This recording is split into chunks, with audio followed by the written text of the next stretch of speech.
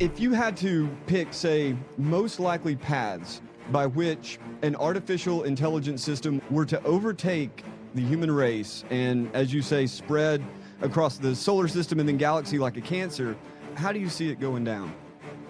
I do want to give people a sense of perspective that the intelligence scale goes a lot higher than humanity. Like Einstein, with all due respect, it's possible to make a mind that's much, much smarter than Einstein's mind. And that's what we're doing with AI in as short as 5 or 10 years. And when you see a mind like that on the same planet as you, you should expect things that are pretty miraculous. Because what the human race has already done, just using little 2-pound pieces of meat in our heads, is already quite miraculous. We're about to see fireworks in terms of the level of superhuman technology that's probably going to exist soon. Things like nanotechnology, things like building a Dyson swarm, like a swarm of satellites, harvesting the sun's entire power so Earth doesn't get any sunlight. I do want to set expectations that those kind of crazy technological feats are likely to happen.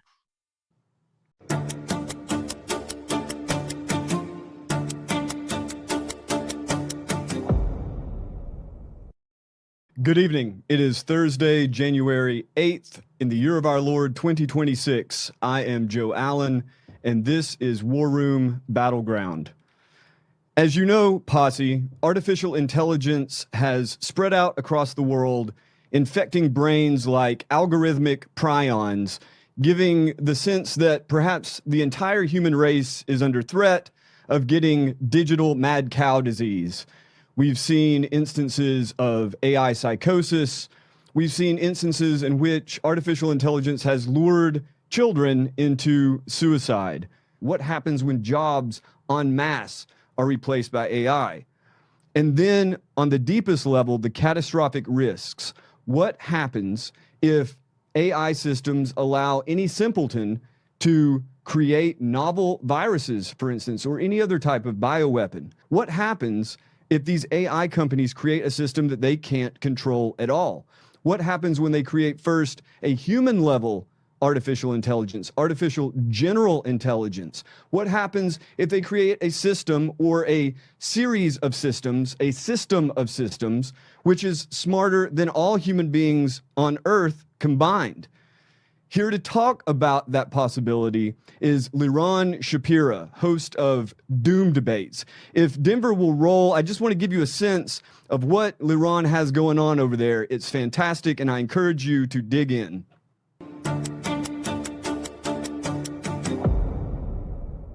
Welcome to Doom Debates. Professor Gary Marcus, what's your P-Doom?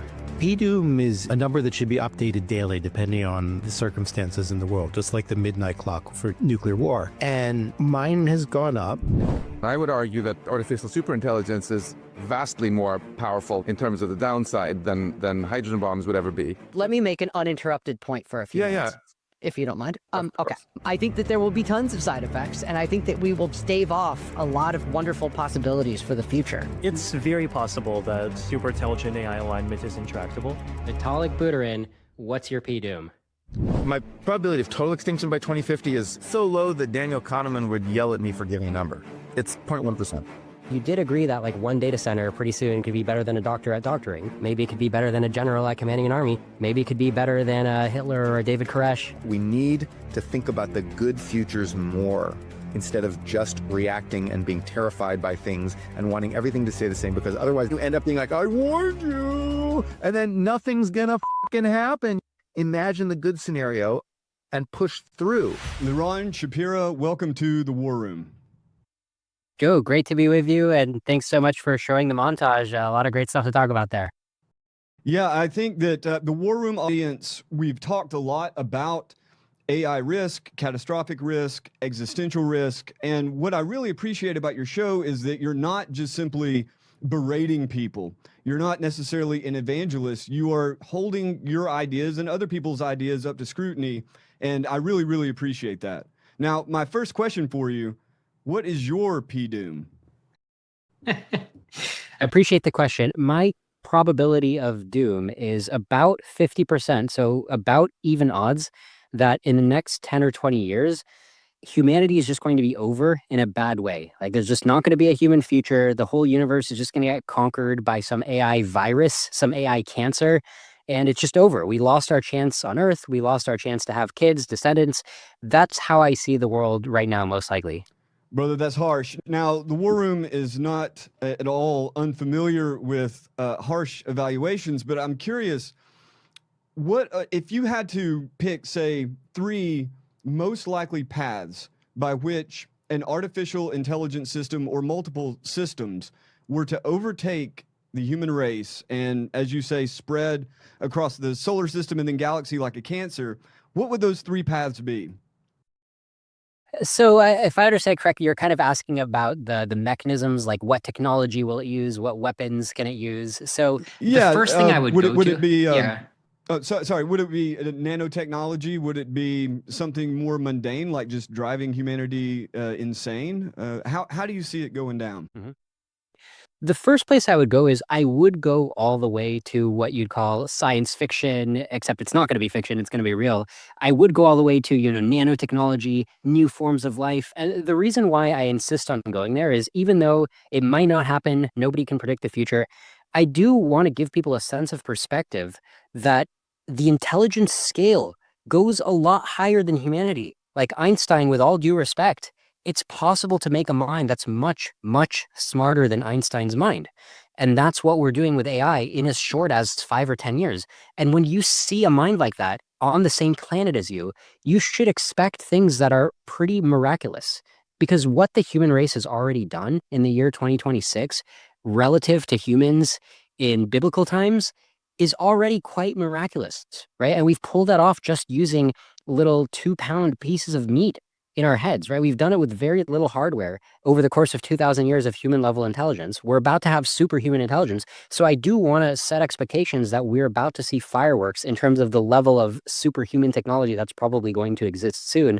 Things like nanotechnology, things like building a Dyson swarm, like a swarm of satellites, harvesting the sun's entire power so Earth doesn't get any sunlight. I do want to set expectations that those kind of crazy technological feats are likely to happen.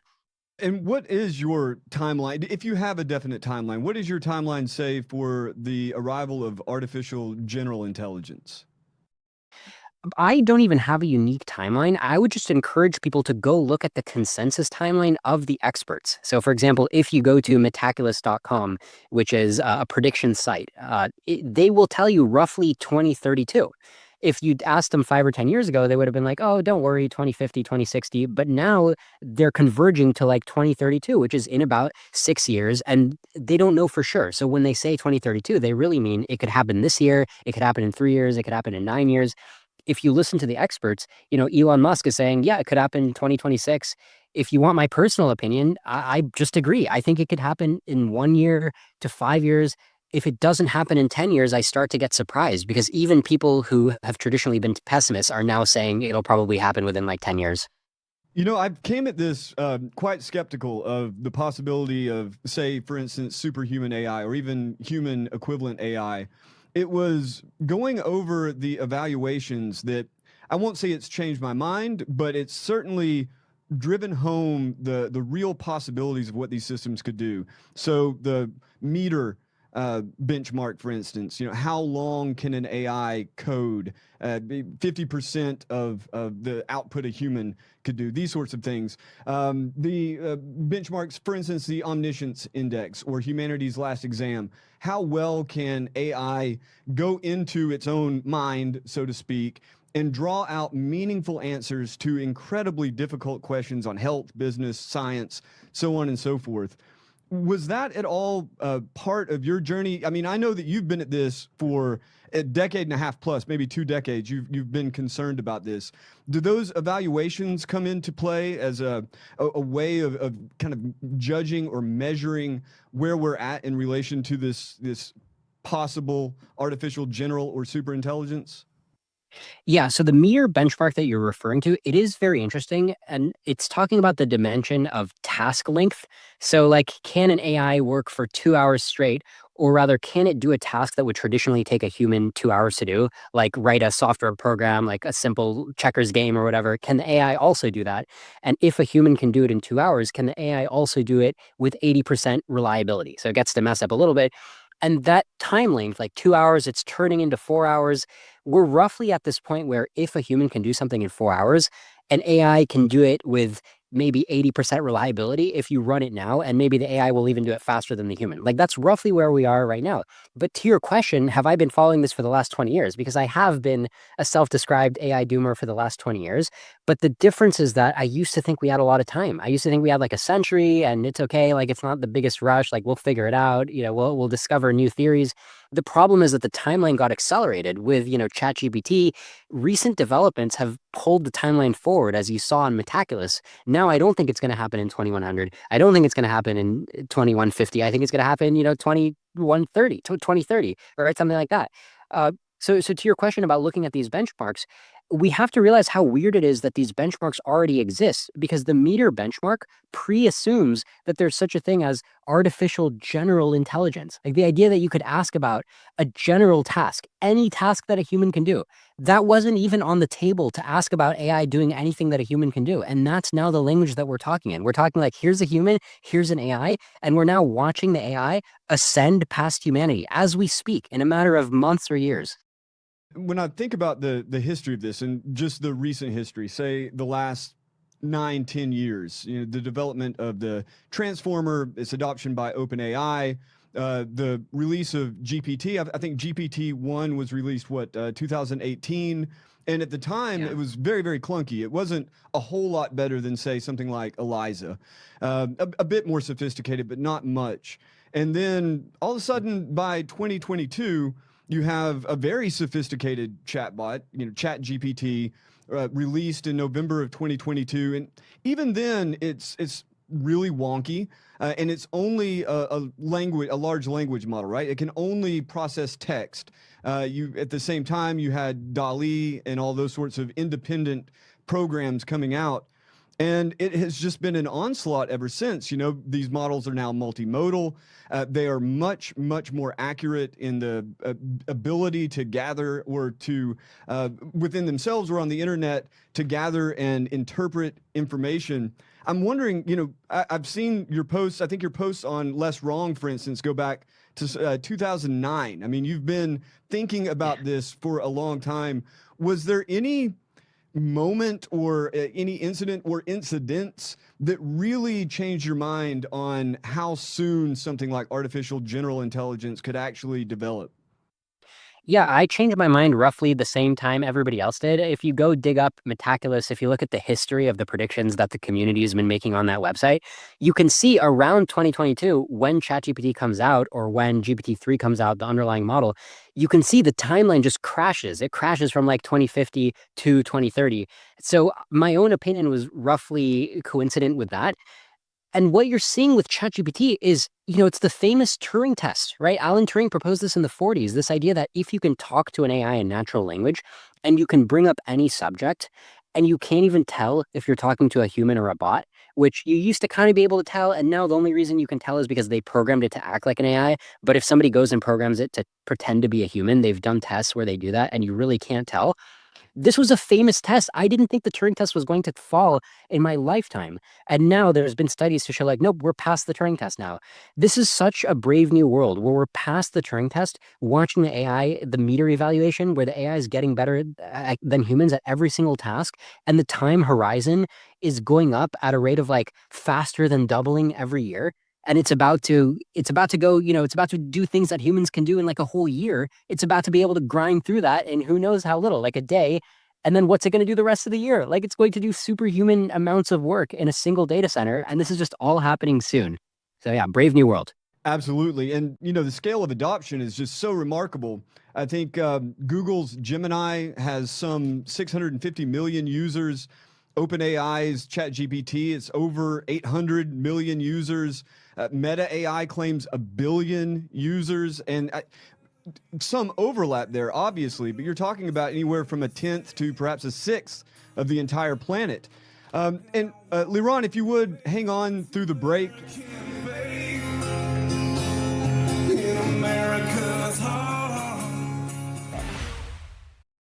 War Room Posse, welcome back. We are here with Liron Shapira of Doom Debates. I cannot recommend enough the Doom Debate platform. You can find it on YouTube. You can find it on Liron's social media. You'll see some War Room favorites like Max Tegmark, Jeffrey Miller. You'll also find people like Robert Wright. You can find Liron debating Beth Bezos, who has still not accepted the invitation to come on the War Room, but I'm sure he'll come on any day. Gary Marcus, a War Room favorite, Holly Elmore, Roman Yampolsky, whose P-Doom beats everyone's. I think it's almost 100% P-Doom. And you can also really dig your teeth into, sink your teeth into the technical details as Liron and his various opponents are going over the possibilities of either some kind of wonderful future of abundance or a horrific, doom-inflected, catastrophic end to all humanity and life itself. They're teaching you the underlying mechanisms of artificial intelligence, and you can really gauge not only where it's at now, but also where it's going and where it may go in your life. So, Doom Debates. Liron, if we can just come back with a little breath of fresh air, a little bit of optimism. You have been involved in Silicon Valley firms and technology for a long time, and I would say, just as an outsider, I would describe you as, in general, a techno-optimist. Is that correct? Am I completely off there? No, very much techno-optimist, and this really cuts against some people's assumptions about AI doomers. I've never suffered from depression. I've never been a pessimistic guy. I've loved technology my whole life.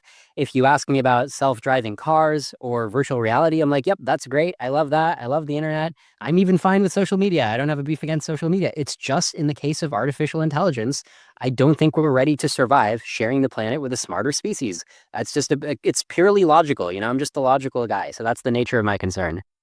You know, it's so funny. I don't know whether I would want to debate you on the possibility of doom. It's not a huge concern of mine, just because I think that if I had any kind of thesis, it would be a reformulation of Yudkowsky and Nate Soros. It would be if anyone builds it, everything sucks. But what I would argue about is whether or not, you know, fully autonomous vehicles all over the road, Bugman mobiles, or people lost in virtual reality, kind of in a digital trip, whether that is beneficial to humanity. But maybe we can coexist, assuming we're not all destroyed, huh? Right. I mean, you know, there's different levels of doom, and some people like to focus on the problem like, oh, how are we going to have privacy in the age of AI? And like, okay, yeah, sure, you can think about that. It's just that we're all about to get annihilated, right? So you really have to prioritize the concerns here, right? Like if we can survive 10 or 20 years, so we have time to worry about things like privacy, that, or like amusing ourselves to death or whatever, like those are good problems to have. If I can ask a more personal question, what, you know, you're a father. What has that done to your perception of technology and its potential consequences? I mean, it does make me conflicted about whether I should have had kids or to have more kids, and it's tough because, you know, I'm partially responsible for creating more victims of getting annihilated by AI. One thing that helps is that my P-Doom isn't 100%, right? So I'm still optimistic that we're not going to destroy ourselves. I think there are ways we can not destroy ourselves. And I have to live much of my life according to the good outcome. Like I haven't thrown away my retirement savings, right? I'm still hoping that I'll have a retirement or live forever or whatever's going to happen, right? I haven't completely committed to the idea of annihilation. The other thing about having kids is I can also see that the AI is getting smarter faster than my kids are. Yeah, that is a very eerie sort of phenomenon, isn't it? I think it was on the Joe Rogan show where Elon Musk was talking about watching his kids grow up and just kind of weaving it in with artificial intelligence and talking about how watching an AI being trained is very much like watching a baby grow up. And there came a point where it wasn't really clear what he was even talking about. Was he talking about a digital mind? Was he talking about his baby? And I think that even beyond just the capabilities, you described the Turing test as this major milestone that's already been passed. This tendency for humans to anthropomorphize these systems and the vast number of people who are using them, it's as if we've been invaded by artificial immigrants. Is there, as far as AI development goes, without a total ban on development of AI, like what is a comfortable limit for you? How far do you think these companies should take AI capabilities? I wish I could tell you a really crisp answer, because then we would just go right up to that line and stay there and never take a step forward. That would be fantastic. Unfortunately, because of the nature of this research, nobody knows where the line is. It really does feel like we're driving in the fog toward a cliff, and all the different AI research companies are just flooring the gas because, hey, the closer you get to the cliff, it's like shuffleboard, more points for you, right? More money, trillions of dollars. And the truth is that today, I don't think we're over the cliff yet. There's some people who will tell you today AI has caused so much damage, it's so bad. No, I think today it's still net good. It's very useful. I use AI a lot today as long as I'm alive.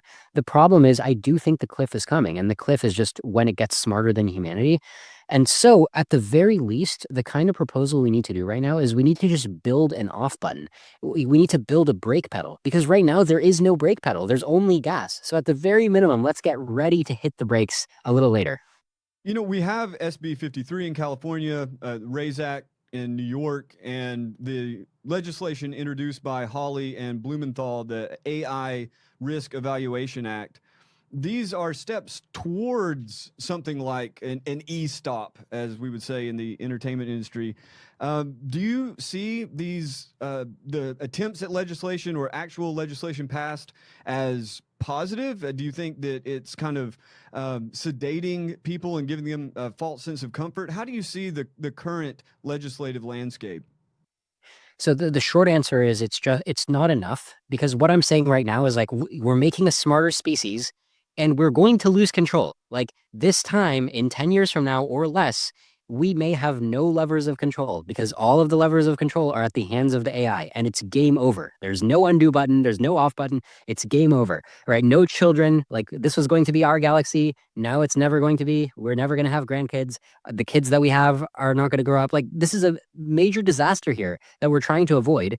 And the regulators are coming out and they're saying, hey, can you guys send us a report when you're creating this AI? There's a big disconnect between the magnitude of the emergency and these little baby step regulations. Like when the rubber meets the road, which is literally a few years, it's not going to be enough. So we really need to step it up. Well, in Marsha Blackburn's proposed, it's not a fleshed out bill yet, but the Trump America AI Act. It's a framework that gives a sense of where kind of one national or one federal standard might go.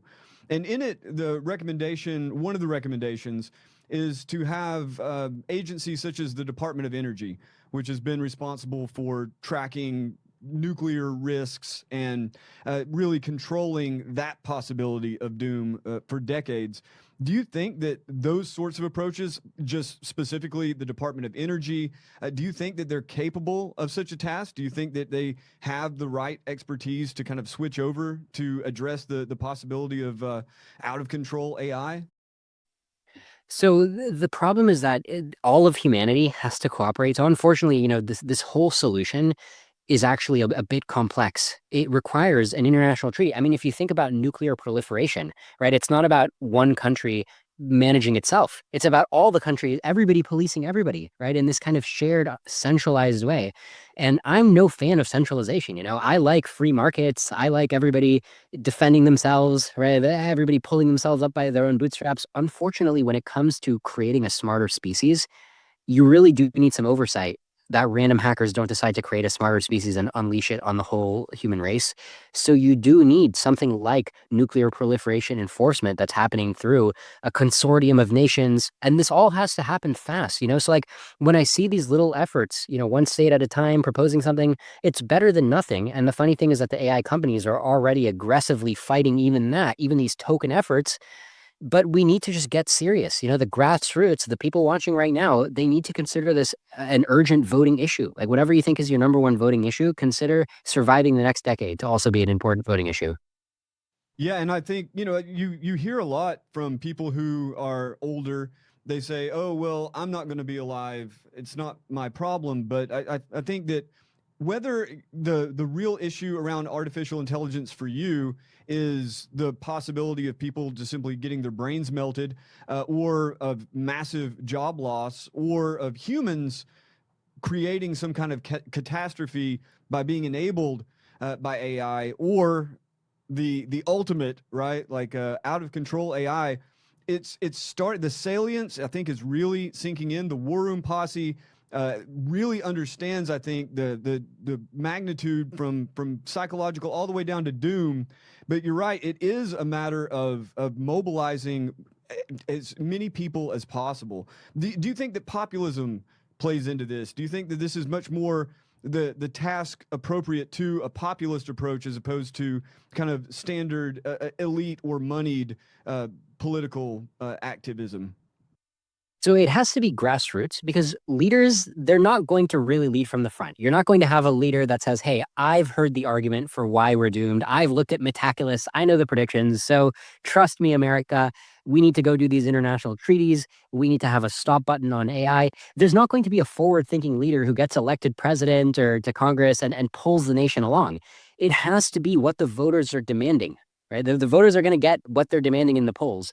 And so, the term raising awareness, usually it's just like hippies wasting their time, raising awareness. It's kind of meaningless. In this particular issue, I actually think raising awareness helps in the sense of taking the issue seriously and making it a voting priority. Because I think that the War Room Posse, I think that most of them already agree that this is an important issue, but they haven't been treating it like the number one voting issue. And when they talk about it with their friends are like, yeah, I'm pretty convinced that makes sense. But again, they don't go and vote on it. Right. They don't have politicians promising to build that stop button and go negotiate with China. Right. Have China build their own stop button too. Like this isn't treated urgently.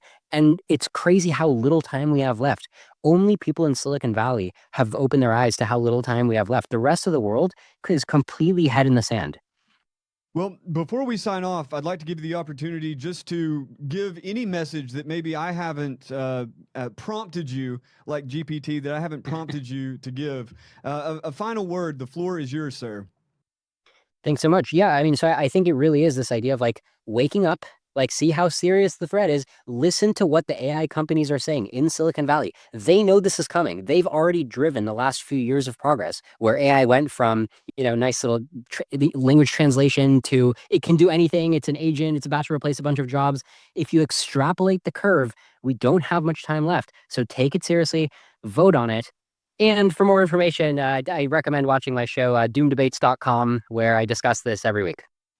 Yeah, in fact, I would like for the War Room Posse, because they're not just going to get you, and they're not just going to get the doomer perspective, they're going to get all sorts of perspectives. I actually do have one final question that I failed to ask.